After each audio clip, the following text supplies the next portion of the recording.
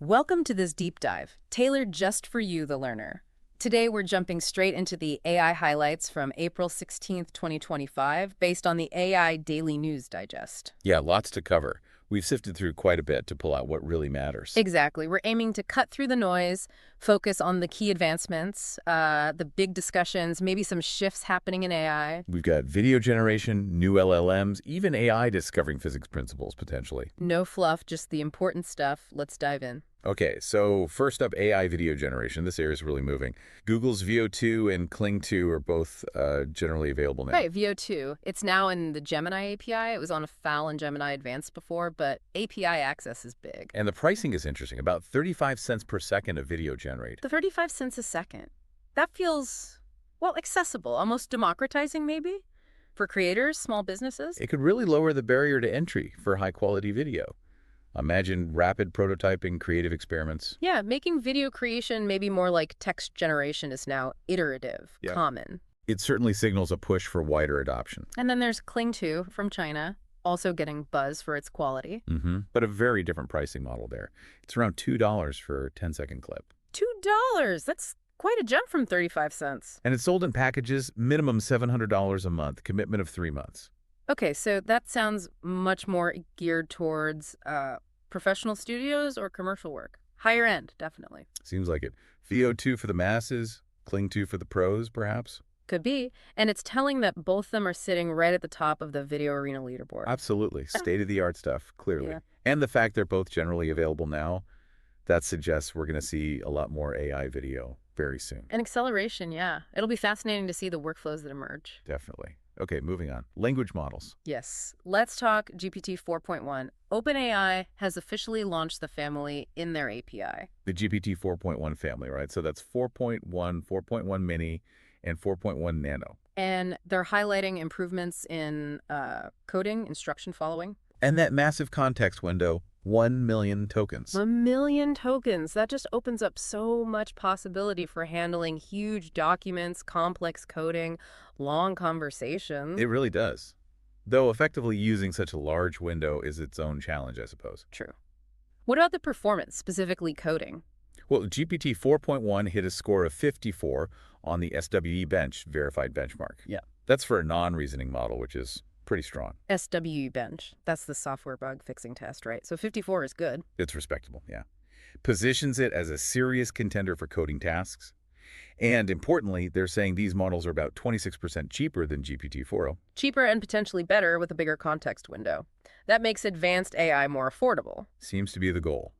But it's API only for now. Right, not in the main ChatGPT interface yet. And they're also deprecating the GPT 4.5 preview models in the API soon. Yeah, July 14th is the date. They're saying 4.1 offers similar or better performance, lower latency, lower cost. So time to upgrade if you're using 4.5 preview. Makes sense. But are people universally thrilled? I saw some mixed reactions mentioned. Ah, yes. That's where it gets interesting. While some internal benchmarks apparently showed like a 60% improvement over 4.0 on SWE bench, less verbose, fewer file reads. Which sounds great. Some users are saying the API version feels worse than the older preview models. Worse how? Less capable. Details are a bit scarce, but that's the sentiment from some quarters. And there are comparisons saying the mini version doesn't stack up well against competitors. And the main 4.1, while good at coding, is apparently still quite a bit more expensive than, say, DeepSeek v3 for those tasks. That comparison has been made, yes. So it's not a clear-cut win across the board, depends on your specific needs and budget, as always. It really highlights the benchmark versus real-world application gap, doesn't it? Absolutely. Benchmarks are one thing, day-to-day usability and cost-effectiveness are another.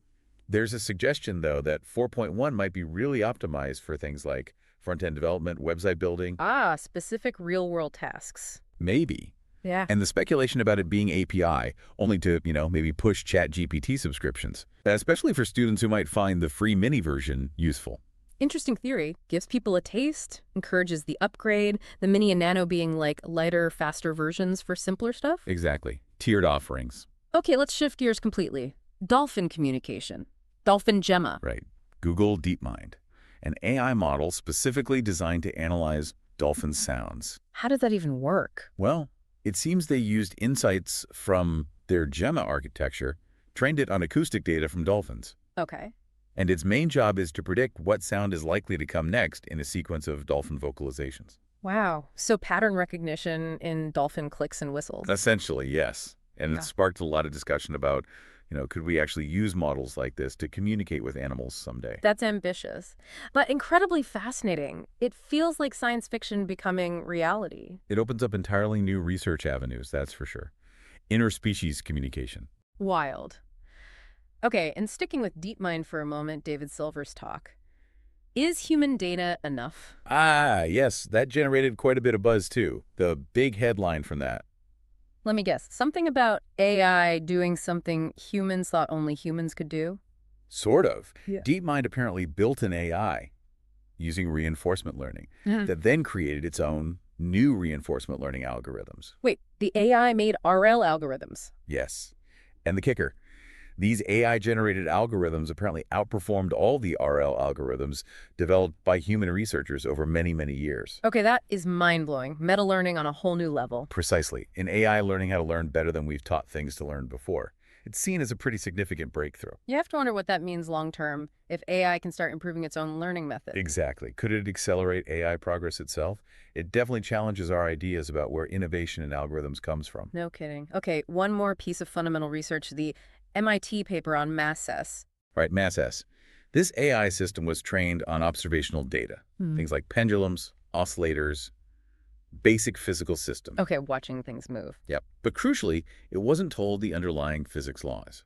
No Newton's laws, no energy conservation explicitly programmed in. So just the raw data of how things behave. That's the idea. And despite not having the rules, it independently developed theories just by trying to find ways to explain the data. Yeah. And these theories strongly resembled known Hamiltonian or Lagrangian formulations from classical mechanics. Whoa, so it's sort of rediscovered fundamental physics principles Yeah. just from observation. That's the remarkable claim. It suggests AI might be able to autonomously uncover physical laws. But hang on, there was a counterpoint mentioned, right, about maybe giving it some hints? Ah, yes.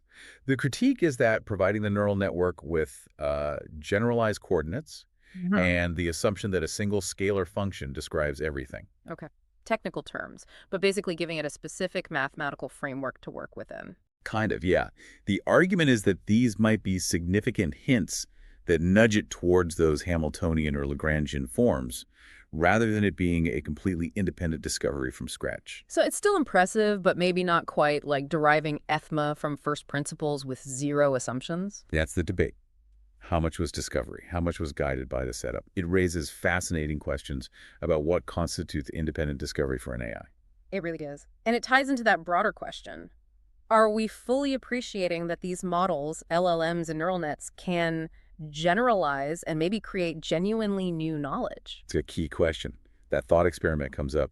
If you trained an LLM only on physics data from before Einstein, could it ever independently figure out special relativity? Right. Could it make that conceptual leap purely from the data patterns? We don't know, but papers like ManSS make you wonder. Exactly.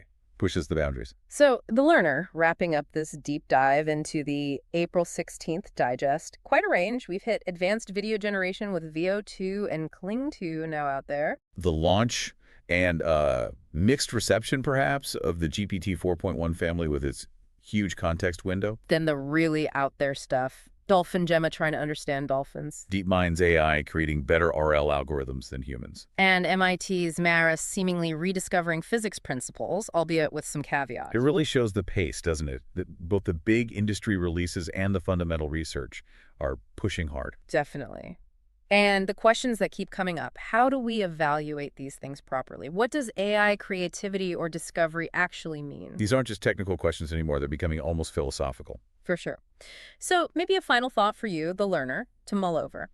As these AI models get more sophisticated, capable of generating knowledge, maybe even new learning methods, how does that change our understanding? Our understanding of intelligence, of creativity, maybe even the fundamental laws themselves? Yeah, it feels like the deeper we dive into AI, the more fundamental the questions become. It's a journey with no clear end in sight.